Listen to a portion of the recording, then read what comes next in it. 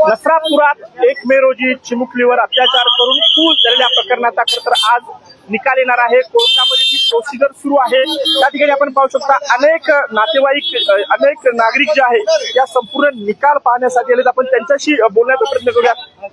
दादा काय सांगाल, कुठून आला तुम्ही? आज खरं तर अतिशय घृणास्पद घटना घडली होती, त्याचा आज निकाल लागणार आहे। आम्ही पुण्यातच आहोत, पहिल्यापासून आम्ही या प्रकरणात समोर आहोत। आमची एकच मागणी होती पहिल्या दिवशीपासून की लवकरात लवकर शिक्षा व्हावी आरोपीला। ओके, आज कोर्टासमोर आम्ही त्यासाठी उभे आहोत, लवकरात लवकर आम्हाला न्याय मिळेल। अच्छा, म्हणजे जसं पाहिजे त्यानुसार या संपूर्ण खटल्याची सुनावणी सुरू झाली असं काय वाटतं? कारण खूप मोठा नागरिकांचा रोष होता, लोकांनी आंदोलनं केली होती, फाशीची शिक्षा देण्यात यावी अशी मागणी केली होती आणि आज तो निकालाचा दिवस आला। आज आम्हाला न्याय मिळेल। ओके ओके, आणखी काही नागरिक आहेत, आपण त्यांच्याशी बोलण्याचा प्रयत्न करूयात। दादा काय सांगाल, खरं तर खूप मोठी घटना घडली होती, अवघं 3 वर्ष वय होतं त्या चिमुकलीचं आणि आज हा न्यायाचा दिवस आहे। फाशीची शिक्षा झाली पाहिजे अशी आमची नम्र विनंती कोर्टाला सुद्धा। ओके दादा बोला। तीच आमची पहिल्यापासून मागणी होती की आरोपीला फाशीची शिक्षा झाली पाहिजे आणि ती आज खऱ्या रूपात उतरली आहे। तेव्हा तो आम्ही ते बघण्यासाठीच आलेले की काय निकाल लागलेला आहे किंवा नाही ते बघण्यासाठी। काय वाटतं, 2.5 महिन्याचा कालावधी होता आणि ज्या प्रकारे ही घटना घडली होती अशी खरं तर घृणास्पद घटना होती आणि मोठा रोष त्यानंतर निर्माण झाला होता।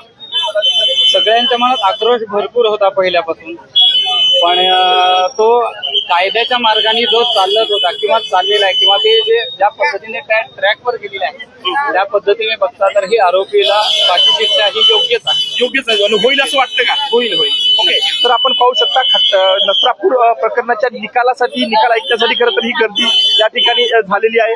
दादा काय सांगाल, न्याय ज्या प्रमाणात किंवा आपण बघितलं असल्या घटनेनंतर जी काही लोकांची संतापाची भावना निर्माण झाली होती, पुण्यात मोर्चे काढले होते, राज्यभरात ठिकठिकाणी याविषयी आंदोलन झाले होते, आज न्यायाचा दिवस आहे, न्याय होईल असं वाटतं? हो, 100% आम्हाला न्याय व्यवस्थेवर विश्वास आहे आणि कोर्ट व्यवस्थित न्याय देईल, न्यायमूर्ती व्यवस्थित न्याय देतील, आम्हाला याची अपेक्षा आहे आणि शिक्षा ही फाशीची व्हावी सगळ्यांची हीच अपेक्षा आहे, प्रार्थना आहे। काय वाटते, मागच्या 2 महिन्याचा कालावधी कसा होता? ज्या प्रकारे अवघं 3 वर्ष वय असलेल्या चिमुरडीवर अतिशय घृणास्पदरीत्या अत्याचार करण्यात आला। हो, तसं काय पाहायला गेलं तर सर्वत्र एकच संवेदना होती की काय होईल प्रत्येकाचं एकच होतं की आता एका चिमुकलीवर न्याय मिळेल का नाही।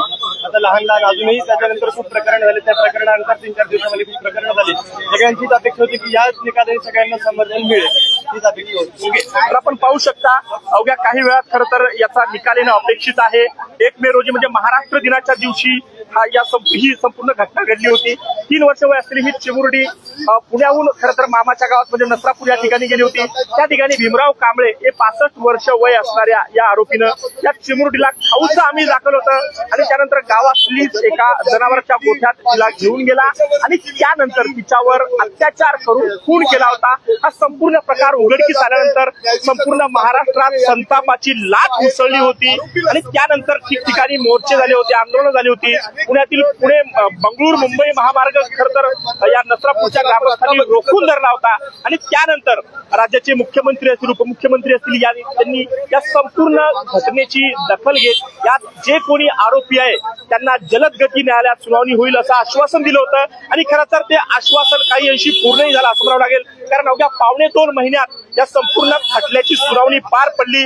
मागच्या शनिवारी खरं तर शेवटची सुनावणी पार पडली आणि त्यानंतर निकालाचा दिवस आजचा म्हणजे आजचा गुरुवारचा दिवस राखून ठेवला होता आणि त्यानुसार आज सकाळपासून 11 वाजल्यापासून कोर्टामध्ये या निकालाला सुरुवात झाली आहे। आरोपी भीमराव कांबळे याला कोर्टात हजर करण्यात आलेला आहे आणि पुणे ग्रामीण पोलीस दलातील मोठे पोलीस कर्मचारी या ठिकाणी हजर आहे।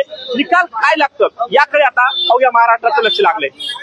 पुण्याहून किरण शिंदे, लोकमत व्हिडिओ।